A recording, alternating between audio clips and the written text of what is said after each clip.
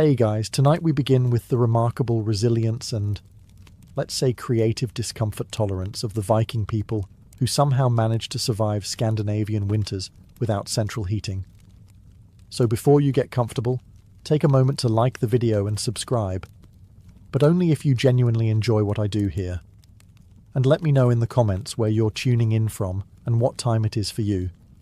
It's always fascinating to see who's joining us from around the world. Now, dim the lights, maybe turn on a fan for that soft background hum, or a space heater if you're feeling historically dishonest, and let's ease into tonight's journey together. When the temperature outside dropped to absolutely not, the Vikings didn't panic. They simply retreated into their longhouses, large, low, and only slightly less breathable than a modern sauna built in a cow barn. These longhouses were the Vikings' version of winter bunkers, constructed primarily from timber, if you lived near trees, or turf and stone, if you didn't. They were built low to the ground to conserve heat and wide enough to accommodate multiple families, and, in some cases, a few strategically placed cows. Because nothing says comfort like sleeping next to something that chews cud and farts steam. The key to surviving the cold was collective warmth. Think of a longhouse as one big communal thermal battery, human bodies, animal bodies, and a fire pit all operating in cosy, unventilated harmony. It was less house and more survival cuddle bunker. The hearth ran through the centre of the longhouse, acting as both stove and space heater. There were no chimneys because chimneys hadn't been invented yet, or more accurately they had, but not in places where people were still using bones as doorstops. Instead, smoke rose and collected in the rafters, occasionally finding its way out through a hole in the roof or staying right where it was, turning the entire ceiling black and everyone's lungs into wool-lined ashtrays. To modern eyes, Viking homes might seem unbearably smoky, crowded, and oddly intimate. And that's because they were. But for the Vikings, it was the best option short of becoming a snow sculpture. Raised sleeping platforms lined the walls, often stuffed with straw, moss, or whatever was soft and vaguely flammable. Families, and sometimes their goats, all slept in the same space. Not because they loved each other that much, but because warmth wasn't optional, and privacy wasn't invented yet. In short, Viking longhouses weren't comfortable, but they were efficient. They kept people alive during brutal winters, even if they didn't keep them particularly fragrant or rested. Viking fashion was less about runway style and more about not freezing to death before breakfast.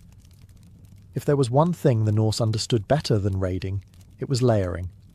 And not just in a scarf and mittens way. We're talking full-body wool armour, reinforced with fur, leather, and a complete lack of shame. The base layer? Linen, if you were lucky enough to own some. Linen was light, breathable, and good at wicking sweat. Unfortunately, it also tore easily and was expensive to make, which is why most people skipped straight to wool. Lots of wool. Viking men wore tunics over trousers, with leg wraps that were basically ancient thermal leggings. Women wore long woolen dresses layered with aprons and cloaks. Everyone wore belts to keep things together, and pouches to carry whatever was needed. Knives, flint, or maybe a piece of emergency cheese. Cloaks were essential. They were fastened with brooches, sometimes fur-lined, and if you didn't have one, you probably didn't have much time left either. Boots were made of animal hide, often from cattle or seals, and waterproofed using generous amounts of fat. Viking footwear wasn't pretty, but it was grease-sealed and windproof. The only downside, you smelled like a jerky factory. For the really dedicated, intestines were sometimes used to make waterproof layers. Yes, actual animal guts. Cleaned, scraped, dried, and sewn into a kind of proto-raincoat. It wasn't breathable, but it did keep out snow and rain. And no one was going to question your outfit when you were literally wrapped in internal organs. Hats, mittens, and scarves were all standard, often made from felted wool, which was wool beaten until it gave up its structural integrity and became a warm, dense mat. If you didn't own gloves, you stuffed your hands in your cloak and hoped no one noticed your fingers turning blue. When it came to surviving frigid Scandinavian nights, the Vikings had one culinary rule: eat like your life depends on it, because it actually does. Calories weren't indulgence, they were insulation. Viking winter cuisine wasn't elegant, but it was dense, fatty, and almost aggressively practical. Let's start with the essentials: meat, dairy, grain, and preserved fish. Lots and lots of preserved fish. They smoked it, salted it, dried it, fermented it, then apologised to no one. Lutefisk, for example, is whitefish soaked in lye until it's equal parts food and dare. Not delicious, but impressively immune to spoilage. For heartier meals, stews were the go-to. Vikings threw whatever they had into a pot over the hearth: cuts of meat, root vegetables, oats, even sour milk. The longer it cooked, the better. The result wasn't glamorous, but it stuck to your ribs, and possibly to the bowl. Dairy was a year-round staple, but especially critical in winter. Cheese and butter were made during the warmer months and stored for cold season rationing. And not the nice creamy brie sort. Think hard, salty, wheel-shaped pucks of milk-solid survival. Perfect for chewing, trading, or hurling at wolves. They also made skyr, which was sort of a yogurt, sort of a cheese, and definitely a Viking version of "you'll eat it and you'll be grateful." High in protein and incredibly sour, it was the culinary equivalent of a slap to the face, invigorating but confusing. Grains were stored in bulk. Barley and rye formed the basis for flatbreads and porridge. Viking bread was dense, dark, and sometimes baked with crushed tree bark to stretch the flour further. Again, not tasty, but if your blood sugar stayed above freezing, it was doing its job. And finally, alcohol. Ale and mead weren't just for feasts. They were caloric, mildly antiseptic, and deeply comforting when your toes had gone numb. Mead especially made you forget that you lived in a smoke-filled shed with livestock and 6 relatives. And if it tasted terrible, even better, no one would steal your leftovers. When winter hit hard, and in Scandinavia it always did, Vikings turned to their most reliable source of heat: other mammals. Bringing animals indoors wasn't considered odd, it was considered efficient. Chickens, pigs, sheep, goats, and even cattle were invited inside Viking longhouses, not for companionship, but for body warmth. Think of it as medieval central heating powered by mooing. The livestock were usually housed in a section of the longhouse called the byre, essentially the garage-meet-stable portion of the structure. A low dividing wall kept animals and humans semi-separated. And by semi-separated, we mean close enough to smell, but not close enough to pet without consequences. On brutally cold nights, boundaries blurred. A family might huddle closer to the byre. Children might nap beside a sheep. If the ox was warm and willing, congratulations. That was your pillow now. Not cosy, but undeniably effective. The logic was simple. Animals generate heat. A cow can put out as much warmth as a small campfire, and doesn't require kindling. In extreme conditions, that warmth could mean the difference between waking up frostbitten and waking up only slightly annoyed by the snoring pig. Of course, the side effects were less charming. You had to deal with the noise, the smell, and the occasional hoof in the wrong place. And yet, Vikings didn't complain. They understood a universal truth: warmth now, dignity later. It wasn't just about heat either. Keeping animals close protected them from theft, predators, and freezing to death outside. Livestock were a family's wealth, food supply, and heating system, all in one shaggy, hay-eating package. In many cases, longhouses were designed with this in mind. Builders intentionally channeled warmth from the byre toward the living quarters. It was architecture by survival instinct. Simple, effective, and unapologetically fragrant. Vikings didn't just survive the cold. They endured it with a disturbing amount of cheer. When the fire burned low, the goats got cranky, and the smoke turned your longhouse into a barbecue pit, you still had one last defense against the cold: each other. Huddling wasn't just warmth, it was community engineering. Families slept side by side on raised platforms, layered in wool, and whatever scraps of hide weren't being used to patch the roof. Privacy was a myth. Comfort was a rumour. But warmth? That was shared. Children nestled between adults. The elderly were treated like heated relics. Dogs and cats weren't pets. They were thermal devices with whiskers. Everyone packed in, breathing each other's smoky, cabbage-scented air and pretending they couldn't hear Uncle Bjorn snoring like a wounded elk. But this wasn't just physical survival. Winter isolation could rot your mind faster than your toes. That's where Viking humour came in, rough, blunt, and strangely effective. They told sagas and sang songs, often about warriors freezing to death heroically, which somehow made everyone feel better. They roasted each other with sharp wit and zero filter.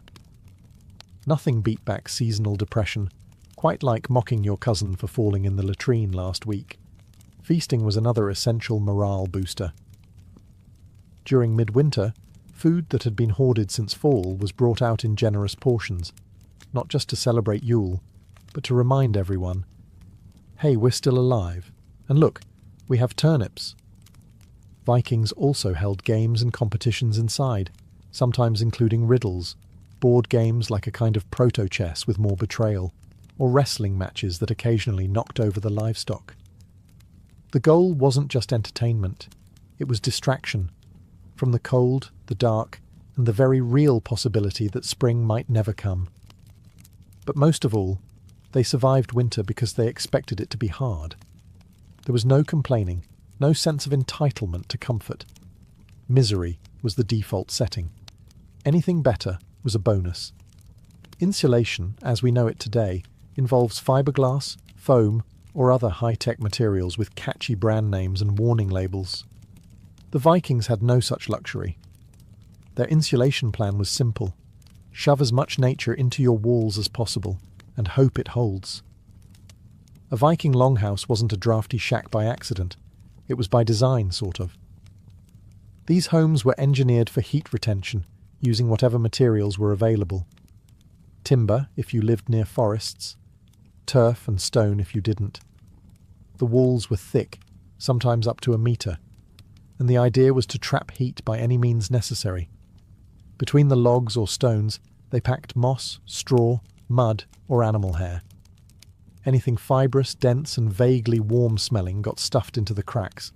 It wasn't glamorous, and you probably didn't want to lean against the walls barefoot, but it worked. Roofs were often thatched or, even better, layered with sod, aka literal grass and dirt. This wasn't some eco-hipster design trend. Turf roofs were excellent for insulation, decent at shedding water, and, under the right conditions, occasionally grew weeds or mushrooms. Indoor gardening? Maybe. Accidental salad bar? Possibly. The floor was usually just packed earth, sometimes layered with straw or rushes that were swapped out periodically. And by periodically, we mean whenever the stench could no longer be rationalised as rustic. Windows were rare and small, if they existed at all. Light came from fire or strategically placed smoke holes. Why no big windows? Because glass was expensive, drafts were deadly, and Vikings didn't care much about natural light when it was pitch black outside for 3 months anyway. And yet, this slapdash collection of timber, turf, and biological fluff was surprisingly effective. It turned a longhouse into a slow cooker of communal body heat and goat breath, perfectly capable of withstanding the Scandinavian winter. It wasn't a spa. It wasn't breathable. It probably didn't pass any modern building codes. But it kept Viking families alive, warmish, and just smoky enough to preserve their food and confuse insects. When the fire burned low and the wind howled outside like an angry frost demon, Vikings relied on a time-tested method to survive the night. Sleep like your life depends on it, because it does. Viking sleeping arrangements were less private bedroom and more thermal mass strategy. Whole families, sometimes including distant relatives and whichever livestock weren't feeling well, slept on raised wooden platforms lining the longhouse walls. These beds were topped with straw, moss, or hay and layered in fur, wool, and resignation. There were no sheets, no duvets, no embroidered pillowcases. If it was soft and didn't bite, it went on the bed. Everyone slept in their clothes.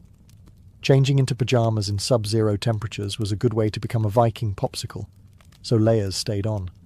Boots were sometimes even worn to bed. If that sounds ridiculous, remember, frostbite doesn't care about your dignity. Infants were bundled up and held close. Children were often placed between parents or older siblings, not for emotional bonding, but for pure logistical insulation. It was essentially a family-sized meatloaf of humans and wool. Couples slept together, obviously, but so did anyone who could squeeze in. Modesty was not a priority. Warmth was. If someone's feet wandered a bit, that was called survival, not scandal. Wool cloaks were draped over bodies like medieval thermal blankets. Animal hides, especially from reindeer or bears, added another layer of warmth. If you had a bearskin blanket, you were either very rich or very lucky, or very committed to hunting terrifying things in winter. In wealthier households, or during particularly brutal winters, heated stones or bricks were sometimes placed under bedding. Yes, the Vikings had their own version of a hot water bottle, only heavier and more likely to burn your thigh. And if the fire in the hearth went out during the night, you didn't relight it immediately. You pulled someone closer and muttered something in Old Norse that probably translated to, "Don't you dare steal the fur again." In short, sleeping in a Viking longhouse wasn't glamorous. It was smoky, cramped, and had a 100% chance of snoring. But it worked. In theory, smoke was supposed to drift up and escape through the thatched roof, or a vent near the top of the structure. In practice, it clung to the rafters like an unwanted guest and slowly filtered down into everyone's lungs. You didn't breathe fresh air in a Viking house. You breathed experienced air. By the end of a winter evening, your chest felt like it had smoked a pork shoulder, and so did the pork shoulder. Oddly enough, this wasn't all bad. The smoke helped preserve meats and fish hung from the rafters. It also kept insects and mould at bay. Plus, the constant low-level exposure probably gave every Viking the respiratory system of a Victorian coal miner. Still, the downsides were hard to ignore. Red eyes, hacking coughs, and ceilings stained darker than Odin's mood. Small children and elders likely suffered most, being shorter and therefore closer to the densest layers of smoke. You know, because physics is a jerk. Some families tried to manage this by building raised platforms, or sleeping closer to the ground to avoid the worst of the haze. Others simply powered through, eyes watering as they stirred stew, or tried to find their bed without tripping over a semi-cooked goat. A handful of Viking homes, the upscale kind, had actual smoke outlets in the roof. But for the average Norse family, smoke was just part of the ambience. It warmed you, seasoned your food, and reminded you every single day that fire was both a friend and a flaming health hazard. And if things got too smoky, you opened a door, let in the fresh air, and froze your toes off. When the darkest days of the year rolled in and the sun decided to take a month off, the Vikings turned to an ancient and highly effective survival tool: celebration. You can't freeze to death if you're too busy drinking and yelling around a bonfire. Enter Yule, the midwinter festival that was equal parts religious observance, survival tactic, and excuse to eat everything that wasn't nailed down. It usually began around the winter solstice and stretched for days, sometimes even weeks, depending on how generous the mead supply was. This wasn't just a party, it was a psychological life raft. Yule lifted spirits when morale was scraping the frost-covered floor. It gave people something to look forward to besides not dying. Families gathered, animals were sacrificed, for blessings and for dinner, and great fires were lit to symbolize the return of the sun. These weren't romantic little flames. These were roaring infernos that practically dared the night to come closer. They feasted on preserved meat, drank ale and mead, told sagas, played games, and sometimes, just sometimes, they sang. and not politely either. Viking singing probably sounded like someone trying to charm a thunderstorm with a battle cry. The Yule log, now a quaint dessert or decorative centerpiece, was originally a literal log that burned for days. It was supposed to represent warmth, continuity, and not freezing your family. Practical and symbolic. Very Viking. There were also supernatural concerns. Winter was considered a time when spirits, trolls, and restless ancestors wandered freely, so rituals, charms, and offerings were made to keep the peace, and possibly to convince those spirits not to steal your goat. And yes, a lot of modern Christmas traditions got borrowed from Yule. Evergreens, feasting, gift-giving, dragging dead trees indoors. All Norse approved. But above all, Yule was about enduring together. In a world with no light switches, no vitamin D supplements, and no concept of seasonal depression, the Vikings created joy from scratch, with fire, food, and an unwavering belief that the cold would pass. Because it always did. And when it didn't? Well, at least you went out with a full belly and a story worth retelling. In Viking Age Scandinavia, gold was nice. Silver was better. But wool? Wool was life. Wool wasn't just a material. It was a Viking's primary weapon against the cold, second only to fire and the occasional cuddle with a sheep. It was spun, woven, stitched, and layered into everything. Cloaks, tunics, socks, mittens, underclothes, and blankets. If it could be made from wool, it was. The reason was simple. Wool works. Unlike cotton, which clings to you like a cold, wet betrayal, wool retains heat even when damp, which is handy when your local weather forecast is freezing fog with a side of regret. Every household, especially in rural farms, raised sheep, not for cuteness or cheese, but for the glorious, itchy miracle growing on their backs. Spinning wool was a year-round job, usually done by women and children. In winter, it became the closest thing to heating the future. The Vikings didn't do fashion for fashion's sake, but their woolen garments were surprisingly tailored. Tunics were fitted, cloaks were cut to allow mobility. Leg wraps were expertly bound to avoid tripping over yourself mid-blizzard. Form followed function, and warmth followed form. In fact, the quality of your wool said a lot about you. Coarse wool meant you were poor or practical. Soft, tightly woven wool? That was luxury, the Viking equivalent of a cashmere hoodie. Wealthy Vikings could afford dyed wool, sometimes even imported colours like blue or red. Everyone else wore 37 shades of sheep. And don't forget felt, wool that had been soaked, stomped, and abused until it fused into a windproof mat.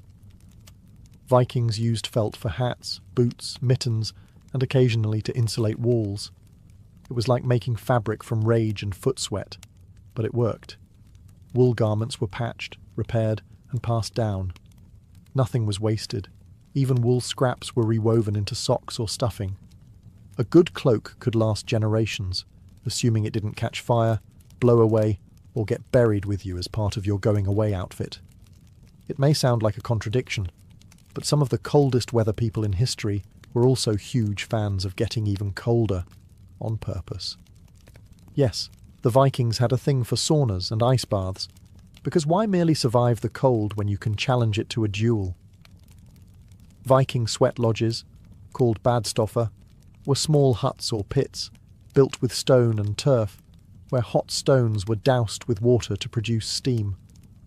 You'd sit inside, half naked and sweating like a berserker at a summer feast, while the outside world froze solid.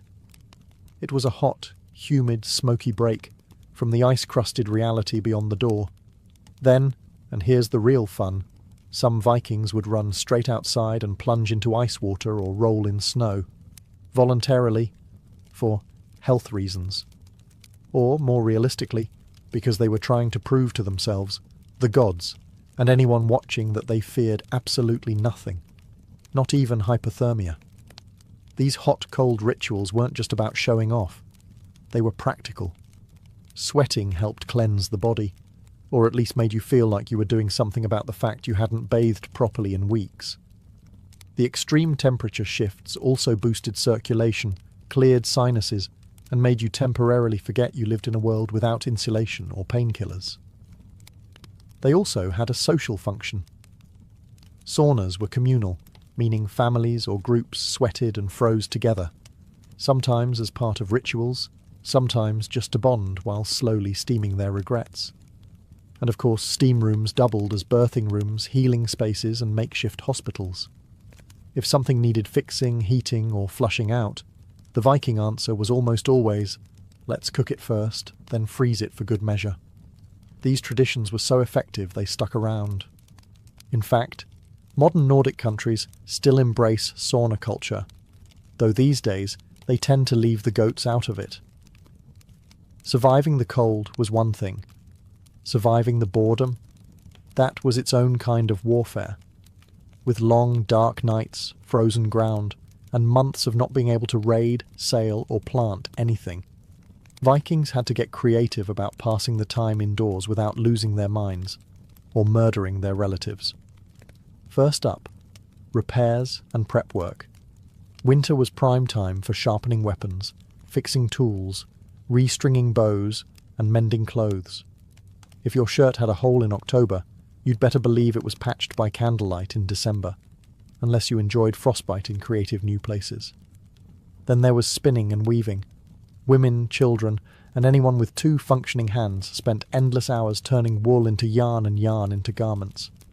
It wasn't glamorous, but you knew your cloak didn't make itself. Every stitch was another layer between you and death by wind chill. Crafting also came into play. Wood carving, bone tools, antler combs. Winter was when practical turned artistic. The longhouse might look bleak from the outside, but inside, it was a hive of quiet productivity and occasional swearing when someone dropped a needle. Storytelling was the big one. The Vikings didn't have Netflix, but they did have sagas. Epic oral tales of gods, heroes, monsters, and other family members who made poor life choices. These stories were passed down by Firelight, each retelling slightly exaggerated for dramatic effect. Thor didn't just kill the giant. He punched the moon afterward, probably. Games helped too. Vikings played board games like Hnefatafl, a strategy game that makes chess look like tic-tac-toe, and dice games that combined luck, bluffing, and possibly a little gambling. Some families also played riddles or staged mock duels when things got really dull. Of course, alcohol helped lubricate all of this. Mead made storytelling funnier, crafting sloppier, and family squabbles slightly more entertaining for bystanders. The Vikings didn't just fight the cold with cloaks, fires, and a questionable relationship with livestock. They fought it with mindset. And not the inspirational poster kind, more like a grim, bone-deep refusal to be impressed by nature trying to kill them. For the average Norse person, winter wasn't unexpected or tragic. It was simply part of the calendar, like planting season, or time to raid France again. They didn't dread winter. They prepared for it, expected it, and met it with the emotional equivalent of a shrug. That wasn't an accident. Viking culture trained people from birth to see hardship not as a problem, but as a proving ground. Cold, pain, hunger. That wasn't failure. That was character development. You didn't complain. You endured. Ideally with a stoic grimace and maybe a sarcastic comment about how this was still better than dealing with taxes. This mindset wasn't just cultural, it was spiritual. Norse mythology is filled with frost giants, endless winters, and gods who power through suffering like it's a casual Tuesday. When your belief system includes a literal apocalypse called Fimbulwinter, an endless all-consuming freeze before the world ends, you stop flinching at a little snow. This mental toughness was reinforced socially. Weakness wasn't mocked exactly. It was simply ignored. No one wanted to be the one who couldn't handle the dark. So people kept going. They stayed busy. They joked about the cold. They laughed in the face of despair, then poured another mug of mead and kept sewing their 43rd mitten. Even children were taught to tough it out early. If your fingers were cold, you used your elbows. If your toes were numb, walk faster. If you fell through ice and survived, congratulations. you were now interesting enough to tell stories about. Was it healthy? Probably not. Effective? Absolutely. Modern survival manuals talk about the importance of mindset. The Vikings already knew. They didn't see winter as an enemy to be defeated. They saw it as a test, one they had already passed 100 times before. And that's how they survived the coldest nights. With fire, fur, and a psychological middle finger raised to the wind. If there's one thing the Vikings understood better than most, it was this. No one survives winter alone. You can have the warmest cloak, the fattest goat, and the sturdiest longhouse. But without community, you're just a cold person with great accessories. Viking society was built on interdependence. Families didn't live in isolation. They clustered in farms, villages, or settlements, often made up of extended kin and close allies. When winter hit, this network became your literal lifeline. Food was shared, firewood was pooled. If your roof collapsed, someone helped you fix it. If your child got sick, someone offered herbs, prayers, or at the very least, a sympathetic grunt. This wasn't generosity for generosity's sake. It was survival math. The more people you kept alive through winter, the more hands you had come spring, for farming, sailing, fighting, or just holding back the cows during calving season. Helping others helped yourself, even if that meant sharing your last smoked fish with a cousin you didn't particularly like. During midwinter feasts like Yule, this bond was reinforced with food, storytelling, and low-grade drunken philosophy. These weren't just parties, they were social glue, keeping morale intact and reminding everyone they weren't facing the darkness alone. Even resource storage reflected this mindset. Communal granaries, meat cellars, and smokehouses weren't uncommon. If one family's supplies ran out, others pitched in. Not because it was polite, but because winter was long, and one weak link in the chain could drag down the entire group. Justice and leadership played a role too. Local chieftains, or godi, priests and legal leaders, were responsible for maintaining order, but also making sure no one froze in a ditch. Their reputation depended on their ability to manage both law and logistics. A respected leader was one who could settle a dispute and organize firewood collection. There was also, of course, peer pressure. If you tried to hoard food or skip your chores, your neighbours would notice, and in Viking society, getting judged by the entire village was just slightly worse than death. At the end of it all, the snow, the darkness, the livestock snoring in your bed, one truth remained. The Vikings didn't just survive winter. They turned it into a proving ground. Every layer of wool, every puff of smoke, every grim joke around the hearth was part of a cultural blueprint designed for one purpose: endurance. Winter wasn't an obstacle. It was an opponent. And the Vikings? They trained year-round for the match. They adapted constantly. If the longhouse was too draughty, they patched it with moss. If the stew was thin, they made it thicker with turnip. If the nights dragged on for weeks, they filled them with stories, games, rituals, and the occasional impromptu wrestling match between cousins. No central heating? Fine. They built fire pits. No waterproof gear. They invented it out of sheep and stubbornness. No antidepressants. They had sagas, mead, and the kind of dark humour that makes seasonal depression afraid to show up. And while other civilizations slowed down in winter, the Vikings used it to get stronger. Weapons were repaired. Children were trained. New ideas were shaped around the fire. When the ice thawed, these people didn't stumble blinking into the sun. They came out ready. Ready to plant crops, build ships, make alliances, or sail across oceans to places warmer, richer, or simply worth looting. Winter didn't weaken them. It hardened them, made them leaner, meaner, and more inventive. Their success didn't come from magic or divine insulation. It came from a relentless, often smoky commitment to survival by any means necessary. Whether that meant sleeping under a goat, steaming in a hut, or eating yogurt that doubled as industrial sealant, they did it. And they did it together. Abraham Lincoln was born on February 12, 1809, in a one-room log cabin on the edge of the Kentucky wilderness, a place where survival was never guaranteed, and education was an afterthought. His father, Thomas Lincoln, was a hard-working but uneducated farmer and carpenter. His mother, Nancy Hanks Lincoln, was quiet, gentle, and literate, a rarity on the frontier. Together, they lived in near poverty, scratching out a life from thin soil and thick woods. The cabin itself had no windows, no floor, and certainly no bookshelves. Abraham's world, for much of his early life, was one of candlelight, silence, and endless labour. He would grow up chopping wood, carrying water, and wearing clothes that were more patch than fabric. There was no formal schooling in those early years. In fact, Lincoln would later estimate he had less than a single year of proper education in his entire life. But he had something more powerful, a restless mind and an aching hunger to learn. When Nancy Hanks died in 1818, possibly from milk sickness, Abraham was only 9 years old. Her death left a void in the boy's life that would never truly close. She had been his emotional anchor, the one who saw something different in him.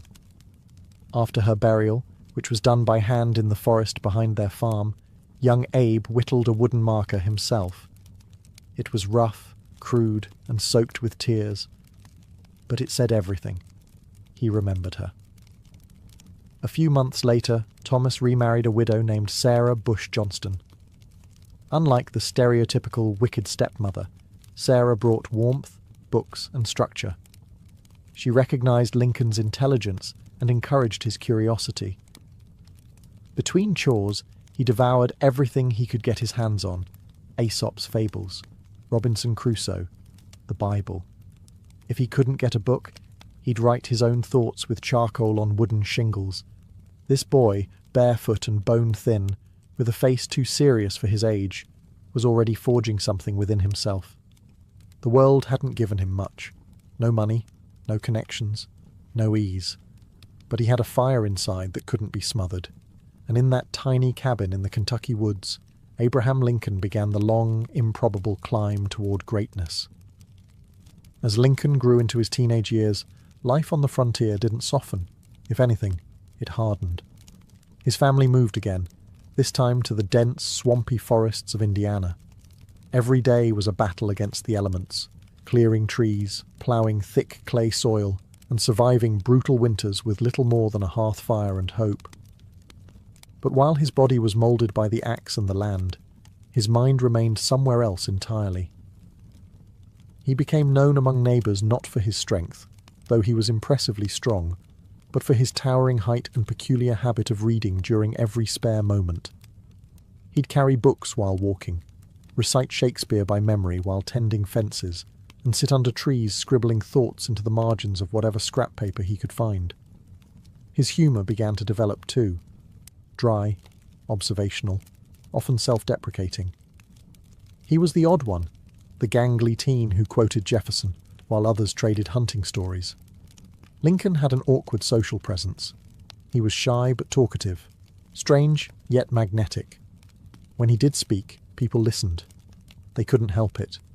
His words were clear, powerful, sometimes funny, but always aimed straight at something true. His moral compass, even then, pointed due north. He hated cruelty. He hated slavery. And he hated the way ignorance was used to justify both. Despite his lack of formal education, Lincoln began to develop a passion for law. The idea that words, not fists, could win battles intrigued him. He taught himself how to write clearly and argue logically. He read every book of law he could find. At night, others might be drinking or gambling. Lincoln would be in a dim room, reading Blackstone's commentaries by candlelight. By his early 20s, he left home for good.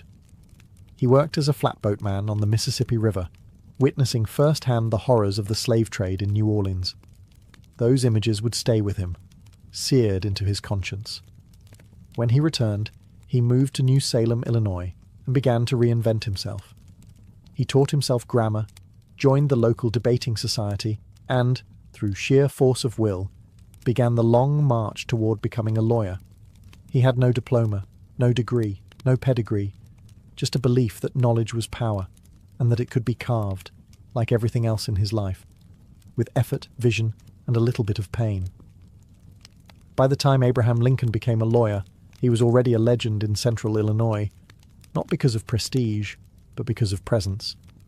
He wasn't the kind of man who walked into a room and demanded attention with expensive clothes or polished charm. He was often rumpled, his trousers too short, his coat ill-fitted. But when he stood to speak, people leaned in. He had something more valuable than fashion: clarity, honesty, and relatability. Lincoln's legal career was unconventional. He didn't attend law school. He read law books borrowed from generous attorneys and passed the bar exam through self-study.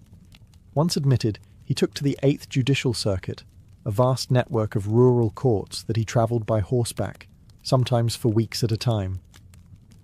The roads were mud in the spring, dust in the summer, and ice in the winter. He slept in taverns, log cabins, and under the stars. But he loved it. What set Lincoln apart in court wasn't just his logic. It was his empathy. He could connect with jurors in a way polished lawyers never could. He'd speak plainly, paint vivid stories, and treat even the smallest farmer or poorest widow with respect. One farmer said, "He makes you feel like he's one of us, not above us." And that was the truth. Lincoln never forgot where he came from, and he never pretended to be anything he wasn't. But he wasn't soft. In court, when a case mattered, when he believed in it, he was relentless. His speeches could be slow, even awkward, but they built momentum. He'd lay facts like bricks, one after another, until the opposing side crumbled under their own contradictions. His cross-examinations were gentle traps. He'd lull witnesses into comfort, then spring a question that shattered their testimony. Over time, Lincoln became known as Honest Abe. It wasn't a campaign slogan. It was earned. He returned fees if he thought a case was unjust. He refused to represent clients who lied. And when other lawyers cut corners, he simply walked away. His reputation grew as a lawyer who understood the law and the land. But behind the scenes, another fire was smouldering. Politics. The law had taught him how people worked. Now he wanted to help change the system they lived in. And as slavery crept further into the national conversation, Lincoln's quiet conscience was about to roar. Lincoln's first real foray into politics wasn't exactly meteoric. In 1832, at just 23 years old, he ran for the Illinois state legislature and lost. But failure didn't discourage him. If anything, it clarified what he needed to do: listen more, learn more, and meet people where they were. 2 years later, he tried again, and won. In Springfield, the new capital, Lincoln quickly became known for his measured speeches, dry wit, and moral conviction. He didn't shout, he didn't scheme, but when he stood up in the State House and spoke, people remembered it. He wasn't interested in cheap victories or flashy slogans. His goal was deeper: understanding the machinery of law, society, and justice. Lincoln aligned himself with the Whig Party, a group that believed in modernization, infrastructure, and limiting executive power. But even as a Whig, he remained cautious about ambition. He often joked about being too ugly for politics. He read voraciously, debated energetically, but never seemed to lust for power the way other men did. If anything, politics seemed to be a burden he accepted rather than chased. During his 4 terms in the Illinois legislature, Lincoln built alliances with farmers, merchants, and other lawyers. He wasn't the loudest in the room, but often the most trusted. He developed a reputation for being principled, especially regarding slavery. Though he wasn't yet calling for abolition, he firmly opposed the expansion of slavery into new territories. He called it unjust, immoral, a national hypocrisy. In 1846, Lincoln made the leap to national politics, winning a seat in the U.S. House of Representatives.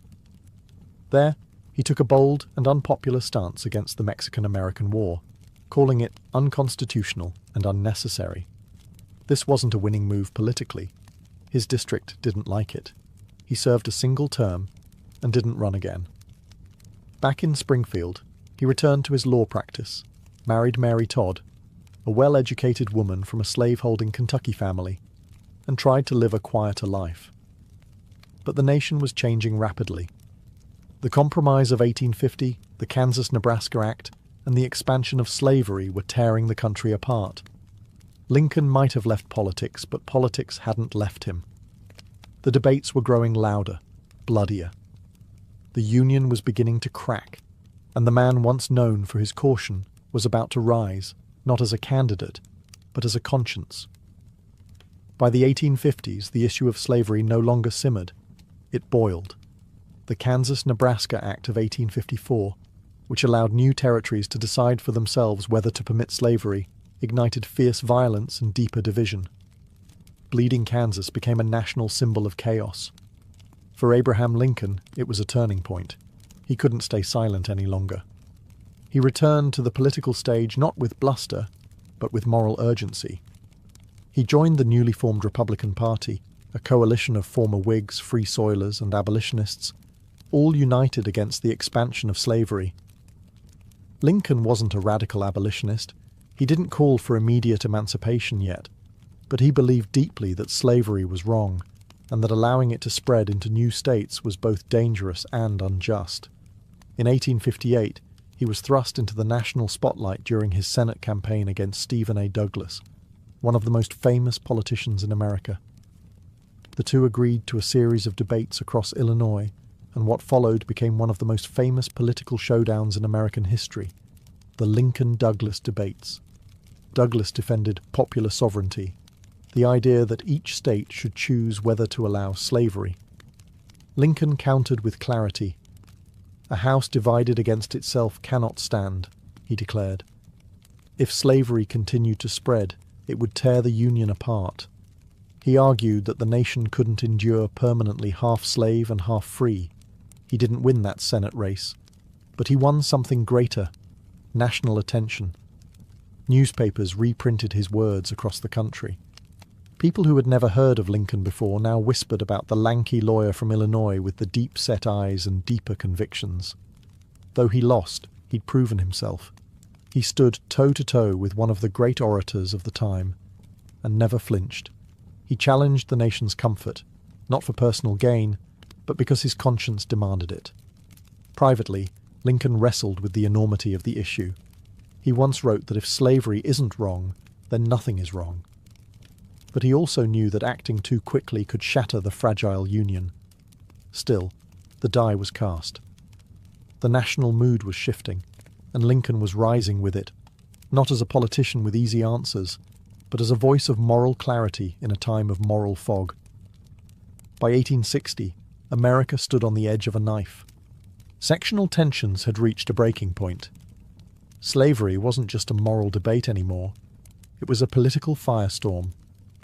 Southern states threatened secession, and the Republican Party was scrambling to find a leader who could unite the North without sparking immediate war. That unlikely figure turned out to be Abraham Lincoln. At the Republican National Convention in Chicago, he was not the frontrunner. In fact, most expected the nomination to go to Senator William Seward of New York, a polished statesman with decades of political experience. But Lincoln had something the others didn't: a clean reputation, a moderate tone, and powerful momentum from his debates with Douglas. His team campaigned hard behind the scenes, emphasizing his frontier roots and personal honesty. Lincoln was portrayed as the self-made man, the rail splitter who rose from nothing. His humble beginnings weren't a liability. They were a symbol of American potential. By the third ballot, he secured the nomination, and the political world blinked in surprise. The general election was bitter and fractured. The Democratic Party split in two, with northern and southern factions backing different candidates. Lincoln's name didn't even appear on most southern ballots, but in the north and west, he carried immense support. On November 6, 1860, he was elected the 16th President of the United States with just 40% of the popular vote, but a decisive electoral majority. He didn't celebrate. In fact, the mood was grim. Within weeks, South Carolina voted to secede. 6 more southern states followed before Lincoln even took office. The country was unraveling faster than anyone expected. As he prepared to travel from Springfield to Washington, D.C. for his inauguration, Lincoln received death threats daily. Some warned he wouldn't survive the journey. Security was so tight that he had to sneak into the capital by train under the cover of night, disguised and unannounced. This was not the triumphant arrival of a conqueror. It was the reluctant entrance of a president-elect whose election had cracked the Union. When Lincoln finally took the oath of office on March 4, 1861, he faced a country divided, angry, and armed. And yet, in his address, he reached not for vengeance, but for peace. "We are not enemies, but friends," he said. "We must not be enemies." But the winds of war were already howling at the door. Barely a month after Abraham Lincoln took office, the first shots were fired at Fort Sumter in South Carolina. The Civil War had begun. What followed was the bloodiest conflict in American history, a brutal test not just of military might, but of Lincoln's character, leadership, and resolve. Lincoln had no military background. He had briefly served as a captain in the Black Hawk War, but had never seen combat. Now, he was commander-in-chief of a nation at war with itself. He spent long nights in the War Department, reading telegrams, studying maps, and learning strategy on the fly. He read books on warfare, questioned his generals, and obsessed over troop movements. He wasn't a warrior by nature, but he became one by necessity.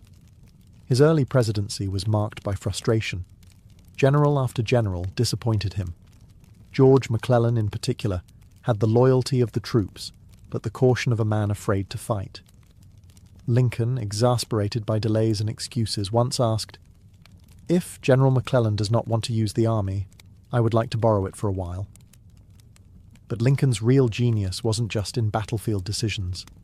It was in vision. He understood that this war wasn't just about states' rights or secession. It was about the very soul of the nation. Could a country built on liberty survive half enslaved? At first, Lincoln moved cautiously on slavery, fearing that aggressive abolition would push border states into the Confederacy. But as the war dragged on and casualties mounted, his thinking evolved.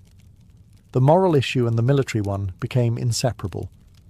Slavery, he concluded, was the engine of the Confederate economy and morale. If it wasn't destroyed, the rebellion would never die. On January 1, 1863, he issued the Emancipation Proclamation, declaring all slaves in Confederate-held territories free. It didn't free everyone overnight, but it changed everything. The war was no longer just a fight to preserve the Union. It was a fight for human freedom. Internationally, it closed the door on British or French support for the Confederacy. Domestically, it gave black men the moral and legal justification to join the Union Army, which thousands did, fighting for a country that had long denied them citizenship. Lincoln had transformed from the log cabin lawyer into a wartime president wielding not only authority, but moral thunder. As the war dragged into its 4th year, Lincoln bore its burden alone at the top, thinner, greyer, and visibly aged. Every day brought fresh casualty lists. Towns became graveyards. He received letters from grieving mothers and wives, each demanding to know why their sons and husbands had died. And though he never fought on a battlefield, Lincoln carried the war in his eyes and on his shoulders. His cabinet was a mix of political rivals, men who once ran against him and didn't always respect him.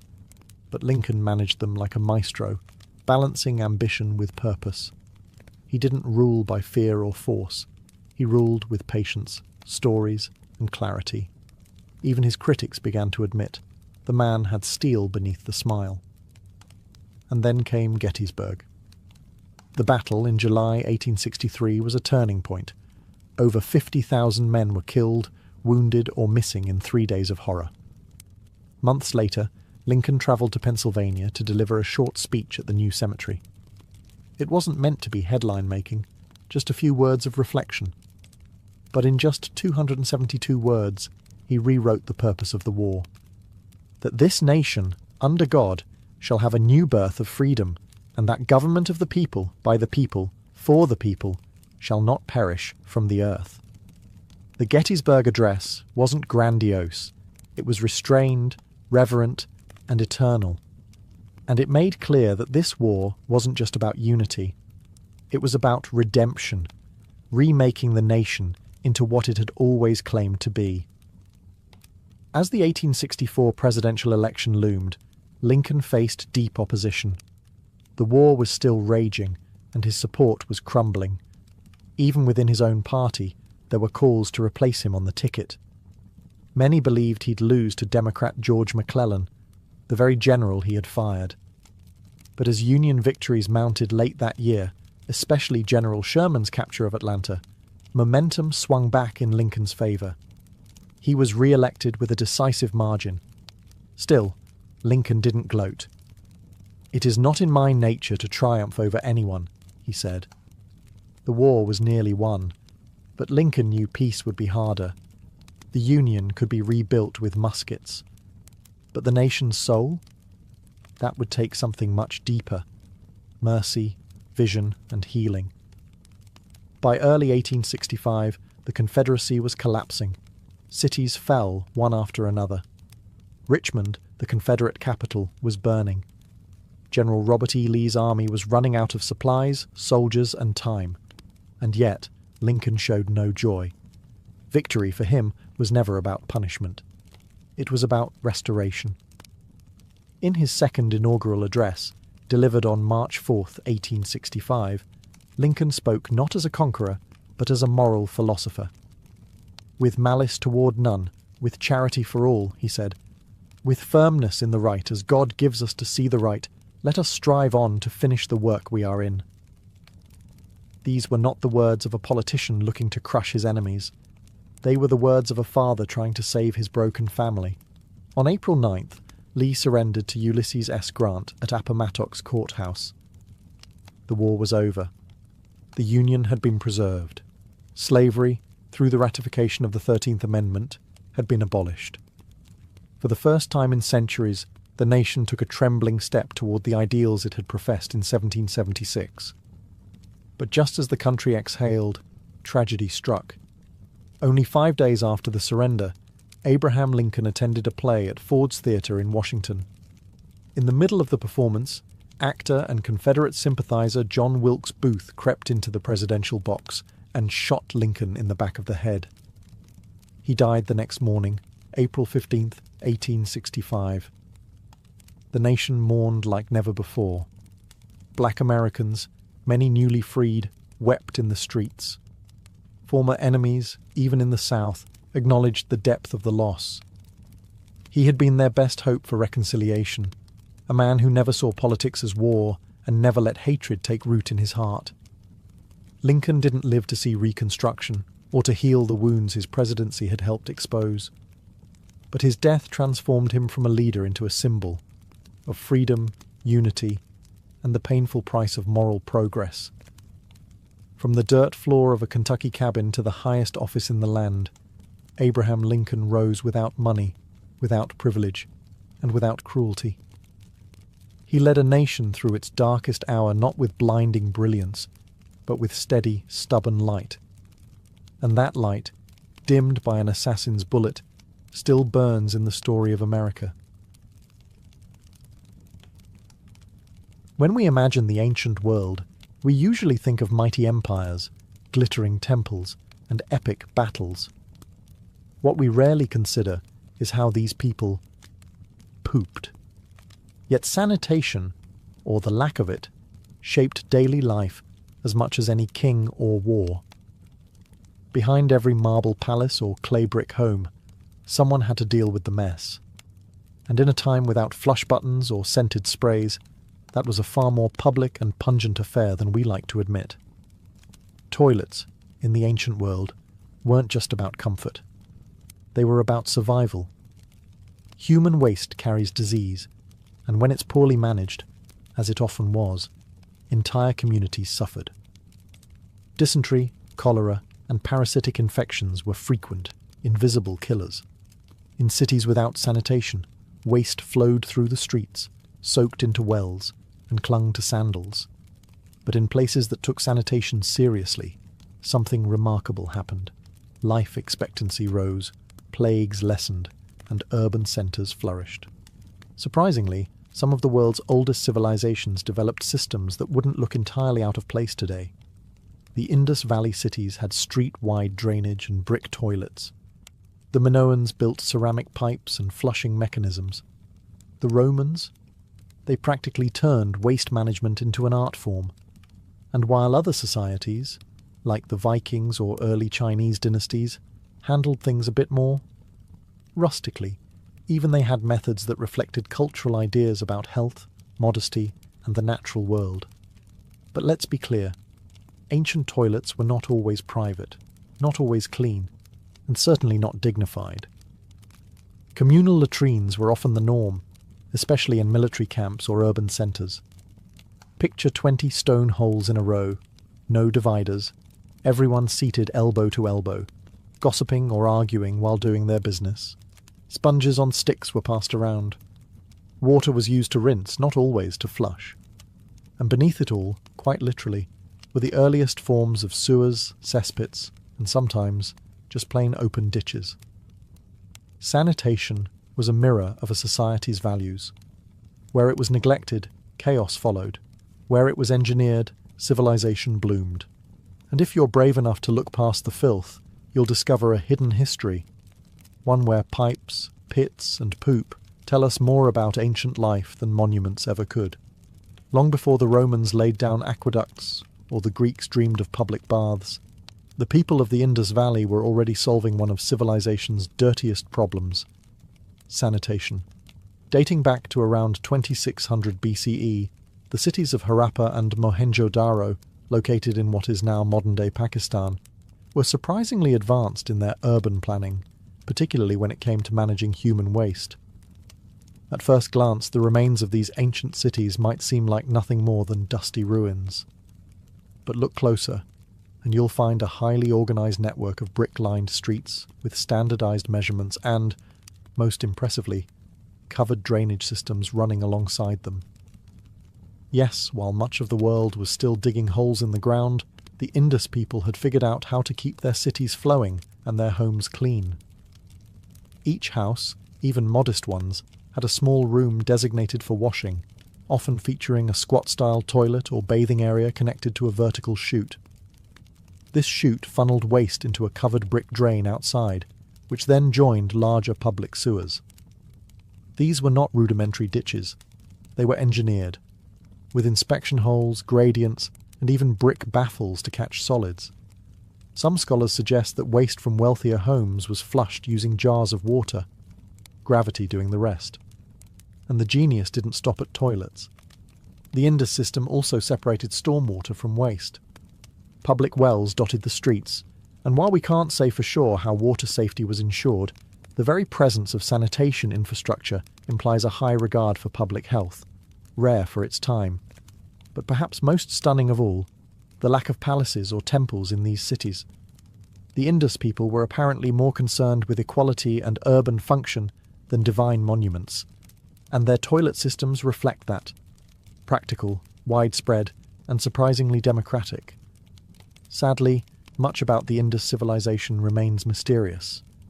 Their writing system is still undeciphered, and we don't know exactly why their cities eventually declined. But their toilets, the silent brick channels buried beneath their feet, still speak volumes. In an age when many empires ruled through spectacle, the Indus chose something quieter, cleaner, and arguably more civilized. While the Indus Valley engineered underground sewers, the ancient Egyptians approached sanitation with a different lens, one steeped in ritual, status, and a deeply held belief in physical and spiritual purity. For them, cleanliness wasn't just about avoiding disease. It was a form of worship. In the Nile-fed civilization of ancient Egypt, bathing was an essential daily routine, especially for the wealthy. Homes of the elite often featured small limestone basins or bathing rooms, where servants would pour water for washing. Oils, natron, a natural salt, and perfumed ointments were commonly used, and hair removal was routine. But when it came to toilets, things got a little more practical. Toilets in ancient Egypt ranged from simple pits lined with sand to more refined limestone or wooden seats placed above ceramic pots. These pots were emptied by servants or slaves and dumped far from living quarters, ideally into the desert. In wealthier homes, these seats might be tucked away in private quarters, hinting at the growing association between sanitation and status. Public sanitation, however, was virtually non-existent. Streets in cities like Thebes or Memphis were often soiled, and while waste was sometimes used as fertilizer in rural areas, it wasn't always managed responsibly in urban centres. Instead, the focus remained on personal cleanliness. Priests, for example, were required to bathe multiple times a day, shave their bodies, and avoid impurities. They couldn't enter temples without ritual washing, which sometimes included enemas, not for health reasons, but as spiritual preparation. Interestingly, tombs of pharaohs and nobles occasionally included toilet stools among their grave goods. It seems the ancient Egyptians expected that even in the afterlife, one would still need to do their business, and do it with dignity. The Egyptians also made early attempts at pest control. Amulets, spells, and ointments were used to ward off flies and other carriers of disease. In this way, cleanliness straddled the physical and the mystical. In short, while Egypt didn't develop large-scale sewer systems, it pioneered a cultural emphasis on hygiene. Their obsession with purity influenced medicine, religion, and daily life. And though their toilets may have been simple, their ideas about cleanliness were anything but. While most of Bronze Age Europe was squatting over pits, the Minoans of Crete were flushing. Yes, flushing. Over 3,500 years ago. The Minoan civilization, which flourished from roughly 2000 to 1400 BCE, developed one of the most sophisticated plumbing systems in the ancient world. Their capital at Knossos wasn't just home to labyrinth myths and frescoes. It also had multi-story buildings with running water and working toilets. The Minoans understood something that many civilizations wouldn't figure out for centuries: gravity and water pressure. Their palaces had terracotta pipes laid beneath the floors and inside walls, channeling rainwater and spring water into fountains, baths, and, perhaps most notably, latrines. In the Queen's Megaron of Knossos, archaeologists discovered what may be the oldest known flush toilet: a wooden seat set over a stone basin connected to a vertical pipe, which could be flushed with water manually poured from a vessel. Bathing was also a high priority. The Minoans constructed large ceramic bathtubs, not unlike those found in modern homes. Water could be supplied from rooftop tanks or aqueducts and drained through underground channels. The use of U-shaped water traps to block odours, a precursor to the modern plumbing trap, has even been proposed, though this remains debated.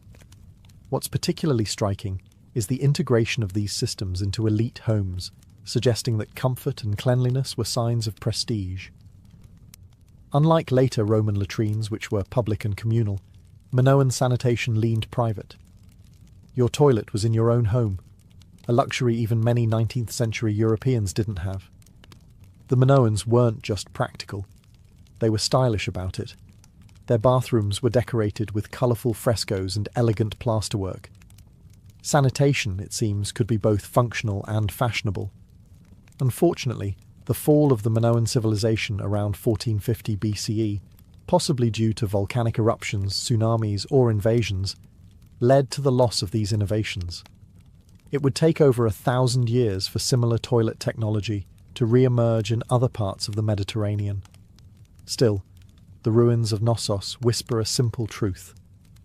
The desire to stay clean, flush away waste, and bathe in privacy isn't a modern obsession.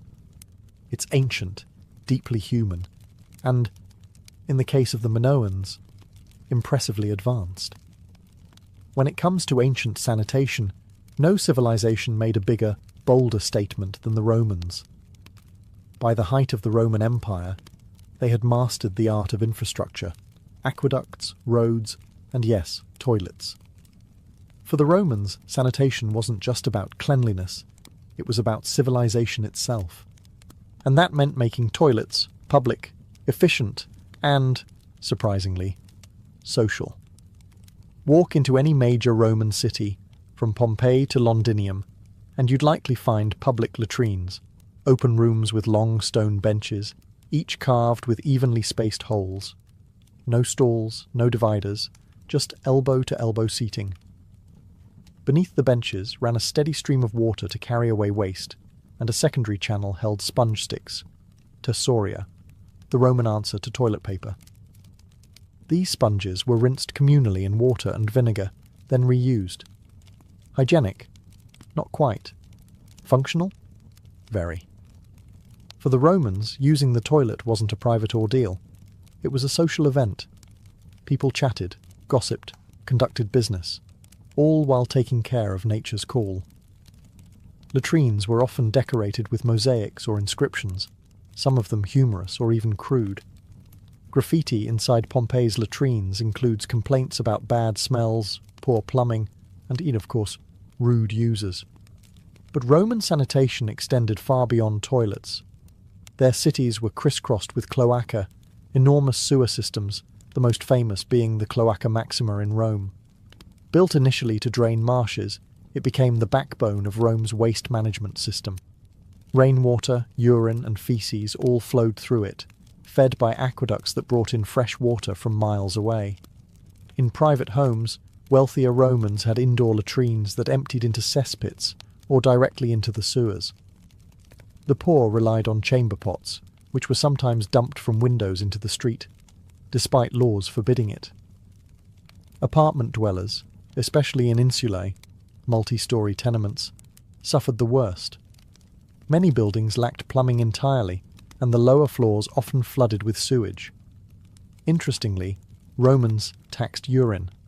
Emperor Vespasian even instituted a pee tax on public urinals, a move so infamous that his name is still associated with urinals in France and Italy today. In short, Roman toilets weren't just advanced. They were loud, crowded, political, and strangely progressive, offering perhaps the first large-scale attempt at truly communal sanitation. While the Romans embraced public defecation like a community picnic, the ancient Greeks took a more modest approach. To them, bodily functions were personal, something to be handled quietly, discreetly, and preferably alone. That said, they still made significant contributions to sanitation and cleanliness, just in a very different tone. In most Greek homes, the toilet was simple, a clay pot or stone seat over a cesspit. There were no flushing systems, no sewer connections in ordinary residences. The waste was usually collected and manually emptied, often by slaves, into pits or dumped in remote areas. Urban streets sometimes included open drains, but as cities grew, so did the smell. Sanitation was a problem, but not always a priority. Yet the Greeks were obsessed with bathing. Gymnasia, where men exercised naked, were almost always connected to large public bathhouses. These weren't just for scrubbing off sweat. They were central social institutions, places to network, debate philosophy, and prepare for civic life. Unlike Roman baths, which were extravagant and filled with marble, Greek baths were simpler, often circular tubs, cold water basins or shallow pools. Water management was crucial to this culture of bathing. The Greeks built aqueducts, cisterns, and terracotta pipe systems to supply fresh water to cities like Athens. In fact, the Athenian agora had one of the earliest known examples of a public latrine, complete with stone seats and a drainage system. But these remained rare. The public toilet was never truly normalized in Greek society as it was in Rome. What the Greeks lacked in plumbing, they made up for in theory. Hippocrates, the so-called father of medicine, was among the first to link sanitation to health. He suggested that dirty water and filth could spread disease, a radical idea at the time. His recommendations for clean air, fresh water, and dry housing would later influence Roman city planning. The irony is stark. The civilization that gave us democracy and drama still preferred to handle its dirtiest business in private. Sanitation, for the Greeks, was not about infrastructure. It was about individual discipline and philosophical hygiene. Clean body, clean mind. And while their latrines may have been crude, their obsession with purity, physical and moral, helped lay the foundation for modern public health thinking. In ancient China, cleanliness was both a personal duty and a reflection of cosmic balance.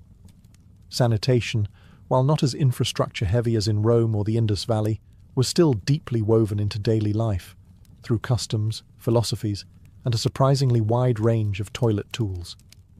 Most ancient Chinese homes did not have toilets in the modern sense. Instead, chamber pots were the norm. These portable ceramic or bronze containers came in all shapes and sizes, from utilitarian to ornate, depending on one's status. After use, servants or family members would empty the pots into larger household cesspits or take them outside the city walls. Some rural families used human waste, known as night soil, as fertilizer, a practice that continued for centuries. Public toilets did exist, especially in larger cities like Chang'an or Luoyang. These communal facilities were often basic pits or troughs, with wooden platforms to sit or squat on. Interestingly, some of these toilets had privacy screens, a courtesy not often found in ancient Rome. Waste from these locations was usually collected and reused in agriculture, which, while efficient, also carried risks of contamination and disease. Toilet paper, or something very close to it, may have originated in China.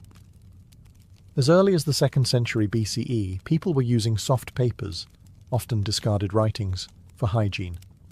By the 6th century CE, scholars recorded the use of paper specifically for cleaning after defecation.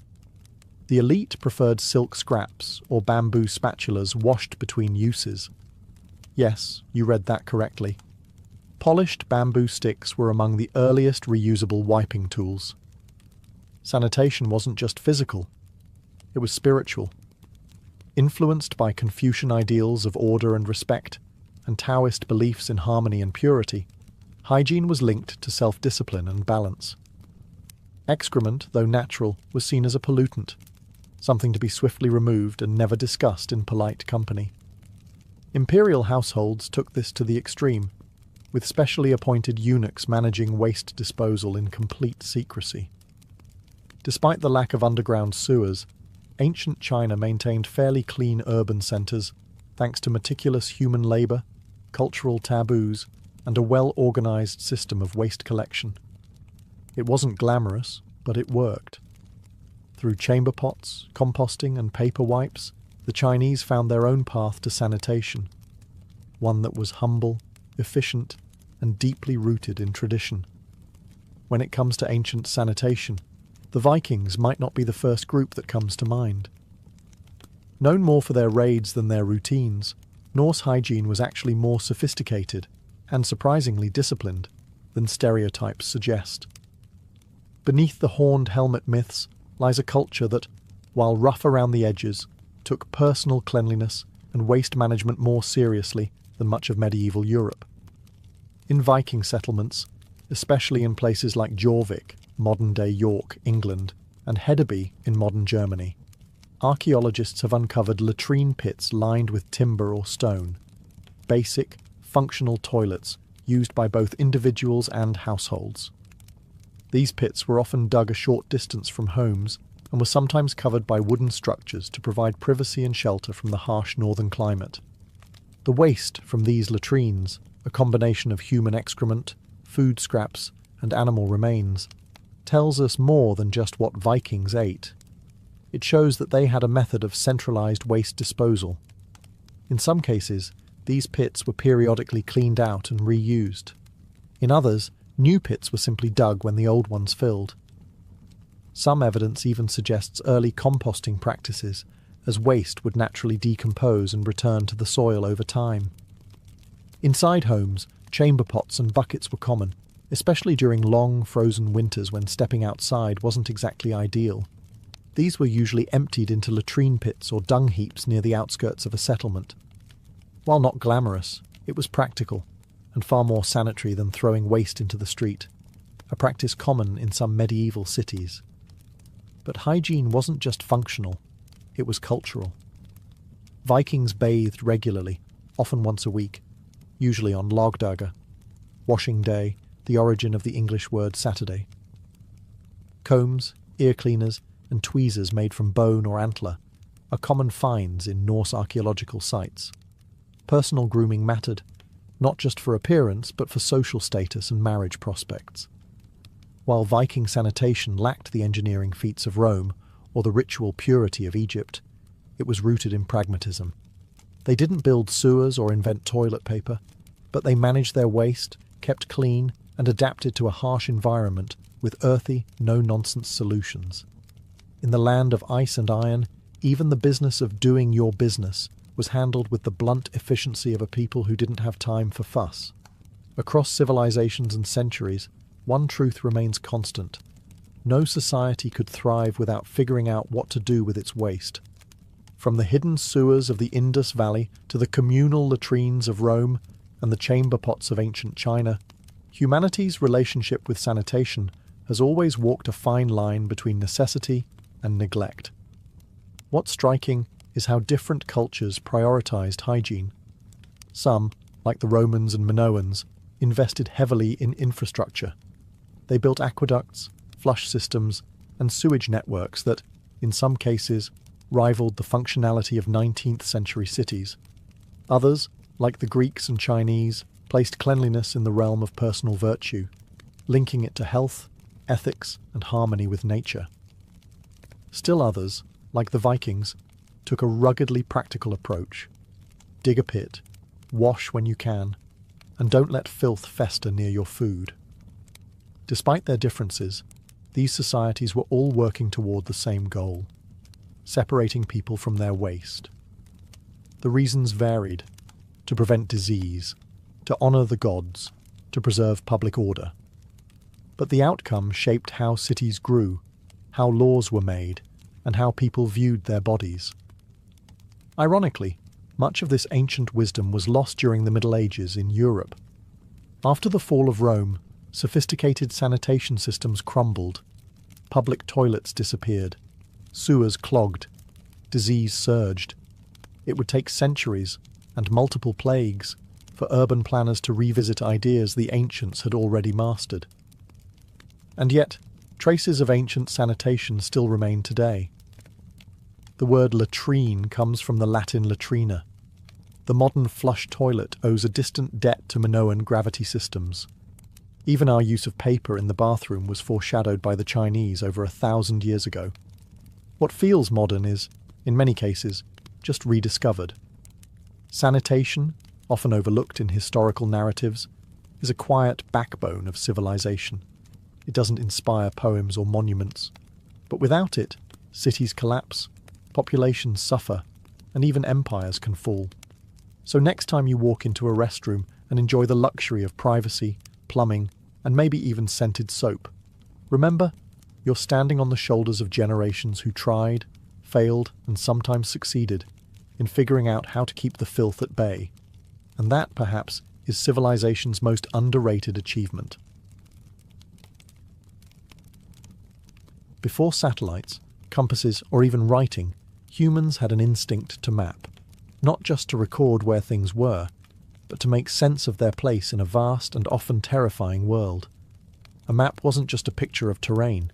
It was a story, a belief system, a survival manual. It told people where the rivers flowed, where the sun rose, where the spirits dwelled, and where danger waited just beyond the known. Some of the earliest maps weren't drawn on parchment or paper. They were etched into stone, scratched onto bone, or woven into oral memory. Prehistoric carvings from the Upper Paleolithic period, over 14,000 years ago, show animals, riverbanks, and clusters of huts. Were they maps in the modern sense? Not quite, but they captured space in relation to movement and meaning, a fundamental start. As early societies emerged and trade routes expanded, maps became essential tools of power. They guided merchants through mountains and deserts. They helped kings draw borders and tax their subjects. They even tried to explain the cosmos, mixing astronomy with theology. To map the stars was to touch the divine. To draw a city was to impose order on chaos. But mapping wasn't always about accuracy. In fact, ancient maps were often wildly distorted by today's standards. What mattered was meaning, not measurement. The centre of the world was always home, whether that was Babylon, Jerusalem, or the island of Delos. Lands grew or shrank depending on their importance. Unknown regions were filled with fantastical beasts or labelled simply, "Here be dragons." Some cultures didn't even use flat maps at all. Polynesian navigators, for instance, crafted stick charts that recorded ocean currents and island swells, not for the eye, but for the hands and the mind. These weren't meant to be read like modern maps, but felt and memorized through ritual training. The instinct to map, to visualize space, time, and position, is deeply human. Whether carved in clay, painted on walls, or sung in chants, maps helped ancient people connect with their environment, their gods, and each other. And while their methods varied wildly, their goal was always the same: to find their place in a mysterious and shifting world. In the cradle of civilization, amid the temples and ziggurats of ancient Mesopotamia, the Babylonians began carving the first known maps into clay. These weren't just practical tools for land ownership or city planning.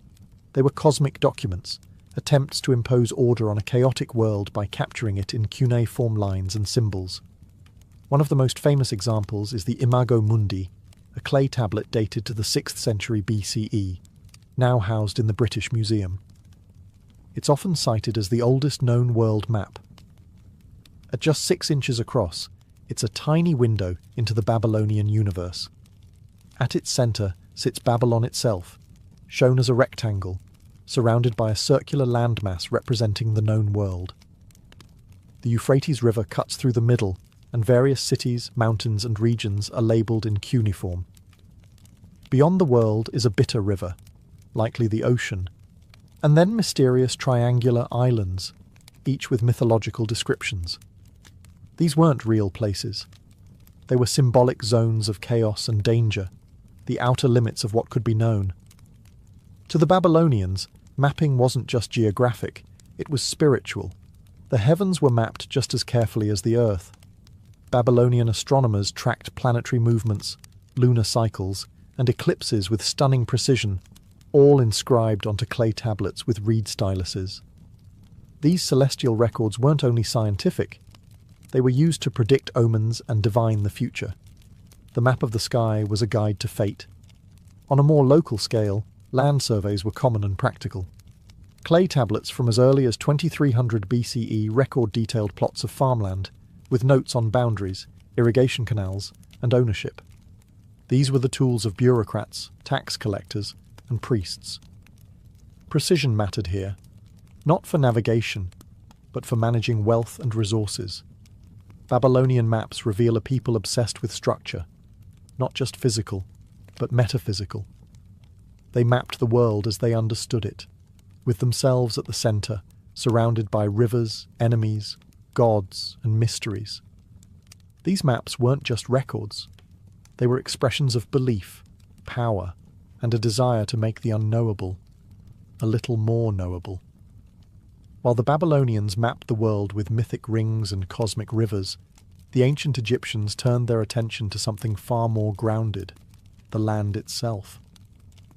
In the floodplains of the Nile, mapping wasn't abstract. It was about control, survival, and the sacred geometry of a kingdom that stretched from desert cliffs to delta marshes.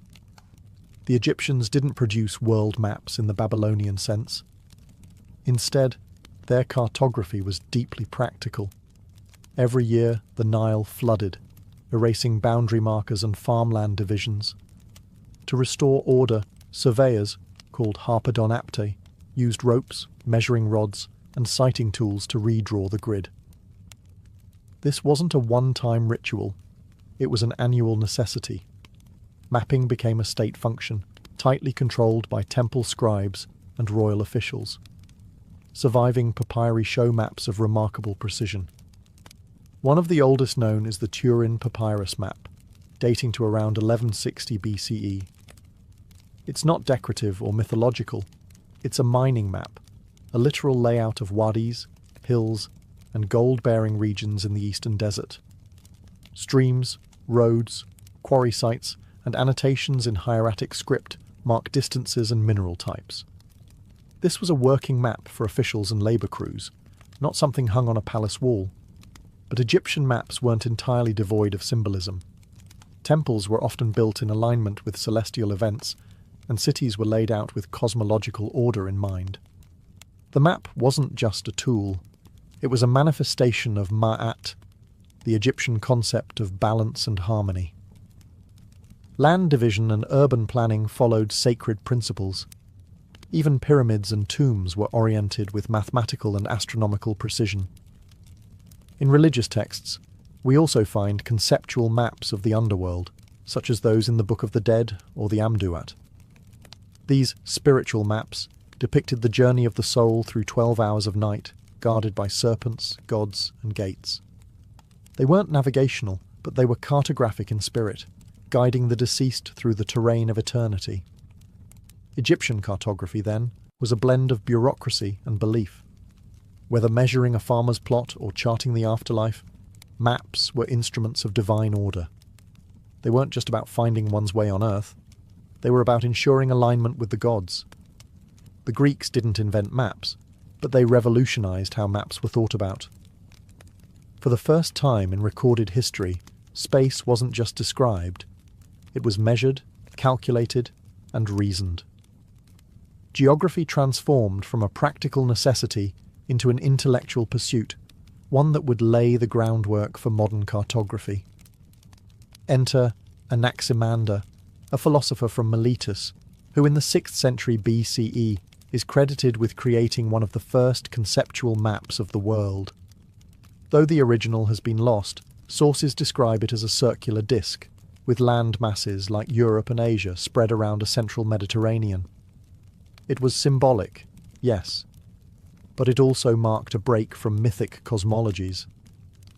Anaximander was attempting to represent the physical world in a rational format. Then came Hecataeus, who refined these early ideas and expanded them through travel and inquiry. His map was accompanied by a geographical text called Periegesis, which detailed lands, customs, and peoples. But it was Claudius Ptolemy, centuries later, who would change the game entirely.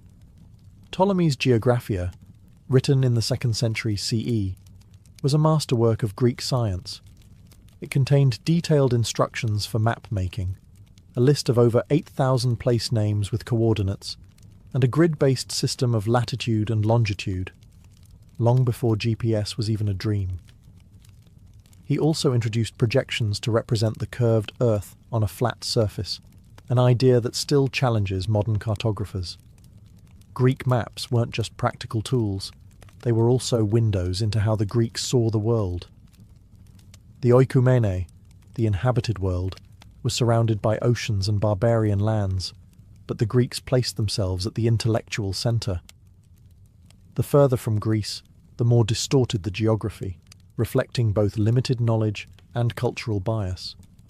Interestingly, Greek thinkers also wrestled with the idea of a spherical Earth.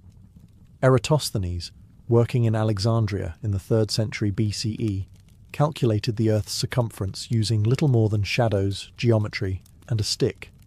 He was remarkably accurate, off by only a few hundred miles. Greek cartography was more than drawing lines. It was about decoding the Earth's shape, size, and place in the cosmos. With math, logic, and ambition, the Greeks turned maps from myth into science, and the world would never look the same again. If the Greeks gave us the theory of cartography, the Romans gave us its full military and logistical application. The Roman Empire wasn't just held together by laws and legions. It was stitched into one unit by a vast and meticulously maintained road network. And to keep it functioning, the Romans created some of the most practical and powerful maps of the ancient world. Unlike Greek maps, which aimed to describe the shape of the earth or explore the heavens, Roman maps were grounded in movement. They were tools of control, expansion, taxation, and supply.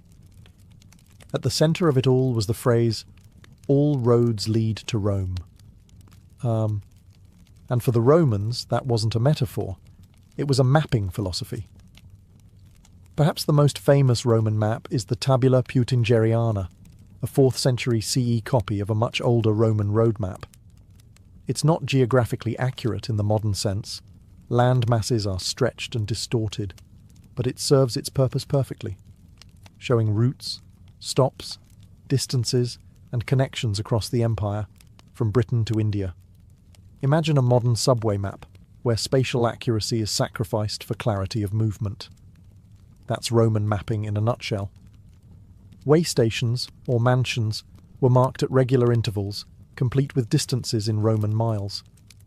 These maps allowed military commanders, merchants, and messengers to travel efficiently across thousands of kilometres. They knew where to change horses, where to rest, and how long it would take to reach the next city. The empire became navigable, not just in the field, but on parchment. In addition to road maps, the Romans also commissioned cadastral maps, highly detailed records of land ownership and boundaries, used for taxation and legal disputes. Some were carved in bronze and posted in public places, so citizens could see exactly who owned what.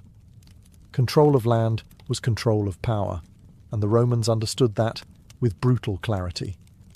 Interestingly, the Romans showed less interest in mapping the whole earth or the heavens.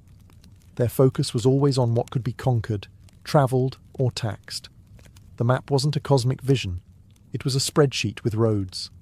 And yet, by making the empire legible, Roman maps created something enduring, a sense of shared space, of belonging to something bigger than your town or tribe. It was cartography as empire, functional, detailed, and ruthlessly efficient.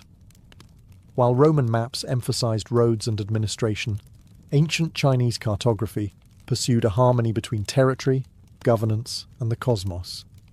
In China, maps were never just geographical tools. They were political documents, philosophical statements, and celestial mirrors. To map the land was to understand one's place under heaven and to rule it properly. Some of the earliest known maps in China date back to the 4th century BCE, discovered in tombs like the one at Mawangdui. These silk maps show rivers, roads, and military positions, not drawn to scale, but incredibly detailed for their time. They weren't made for travellers. They were buried with the dead, perhaps to guide the spirit or to demonstrate the deceased's command of territory. By the Han dynasty, 206 BCE, 220 CE, cartography had matured. Officials used maps to govern the empire's vast provinces, record taxation zones, and plan military campaigns. Surveying tools like the groma and sighting instruments helped measure land with surprising accuracy. Some Han maps even included coordinate grids, centuries before they appeared in the West. One of the most influential Chinese geographers was Pei Shu, active in the 3rd century CE. He established principles for scientific map-making, emphasizing scale, direction, and consistent measurement, ideas that would become foundational to later Chinese and Korean mapping traditions. His work was so respected that he was dubbed the father of Chinese cartography. But Chinese maps weren't only concerned with Earth.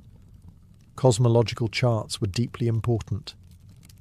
The Chinese sky was mapped in constellations grouped into celestial palaces and symbolic animals, the azure dragon of the east, the white tiger of the west, and so on. These star maps guided everything from agriculture to imperial rituals. The emperor, as the son of heaven, was believed to rule in alignment with celestial order. If his maps, and by extension his governance, fell out of harmony, so did his right to rule. In China, the map was not merely a tool of bureaucracy. It was a bridge between heaven and earth.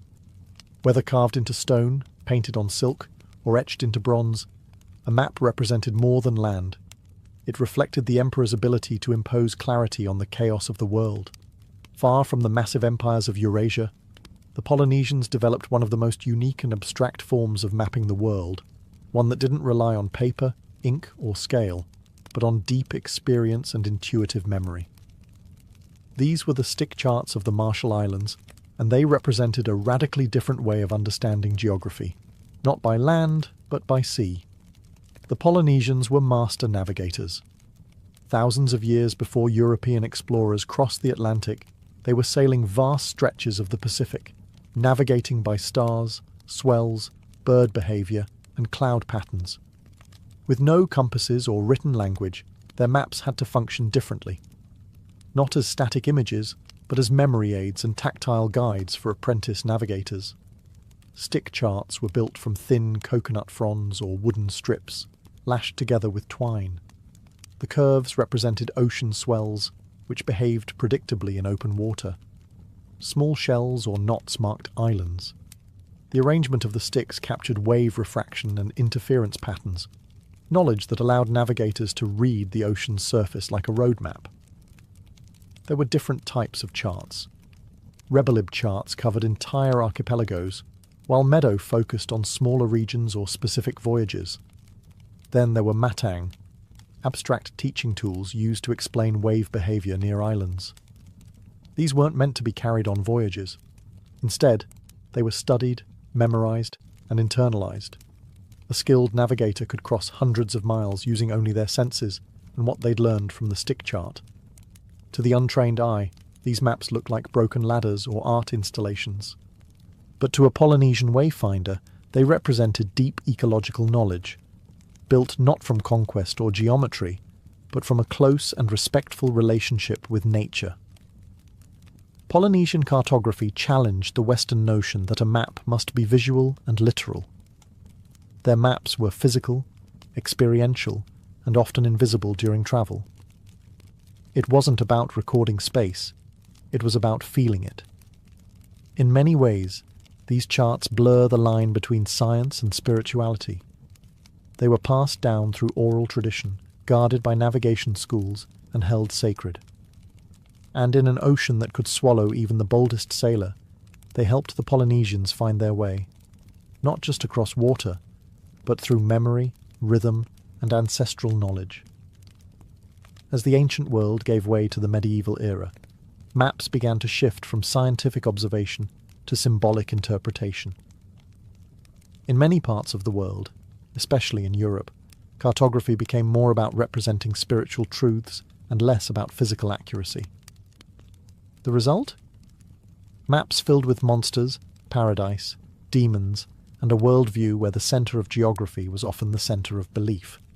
One of the most iconic medieval map types is the TO map, which dominated European thinking from the early Middle Ages to the Renaissance. These maps depicted the world as a circle, the O, divided by a T into three parts, Asia on top, Europe to the lower left, and Africa to the lower right. Jerusalem often sat at the centre, reinforcing the religious heart of the known world. East was usually at the top, not north, because that's where the Garden of Eden was believed to be.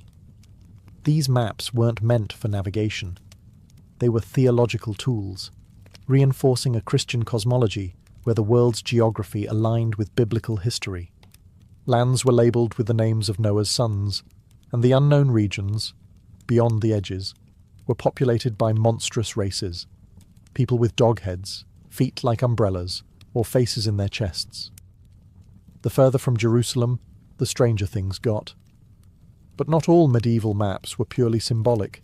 Some, like the Tabula Rogeriana, created by Arab geographer al-Idrisi in the 12th century, combined empirical observation with artistic flair. Commissioned by a Norman king in Sicily, this massive silver map was based on interviews with travellers, traders and sailors from across the Muslim and Christian worlds. It was far more detailed and practical than its European counterparts, and it placed south at the top, a common feature in Islamic cartography. Meanwhile, Jewish, Indian and Buddhist traditions also produced conceptual world maps, not focused on navigation, but on metaphysical structure. Mount Meru, for instance, featured as the cosmic axis in many Indian and Tibetan maps, surrounded by symbolic continents and divine realms. These medieval maps remind us that mapping isn't just about where things are, it's about what people believe the world means. In an age where the horizon still held terror and mystery, the map wasn't just a guide, it was a mirror of the soul. As the world grew larger in the minds of humans, so too did our desire to capture it, not only to get from point A to B, but to understand who we are, where we came from, and what surrounds us. Ancient maps, with all their flaws, distortions, and symbols, laid the foundation for the modern world's obsession with space, borders, and precision. What ties all ancient maps together is not accuracy, but intention. Babylonian tablets weren't meant to help you find a street. They showed the spiritual structure of the universe. Egyptian maps helped tax collectors and priests maintain divine order in a landscape governed by floods and gods. Greek maps introduced scale, geometry, and the bold idea that the world could be measured. Roman road maps stitched a vast empire together, helping legions, messengers, and merchants move like clockwork. Chinese maps fused astronomy with governance, always striving to reflect harmony between heaven and earth. Then there were the outliers. The Polynesian stick charts, tactile and abstract, showing that not all maps had to be seen. Some were meant to be felt and remembered. And the medieval religious maps filled with beasts and paradise, which told viewers not just where the world was, but what it meant. Even the flaws in ancient maps are informative. They show us what mattered to a culture, what was centered, what was feared, what was sacred. These maps remind us that geography is never neutral. It reflects priorities, power, myth, and memory. The Greeks put themselves in the middle. So did the Chinese. So did the Europeans. Everyone was the center of their own world. Today, with satellite imaging and digital precision, we can chart the planet down to the last meter. But the core impulse behind cartography remains the same as it was thousands of years ago. The human need to orient ourselves in something larger than ourselves. Whether it's a papyrus scroll, a clay tablet, or a glowing phone screen, every map answers the same ancient question. Where am I?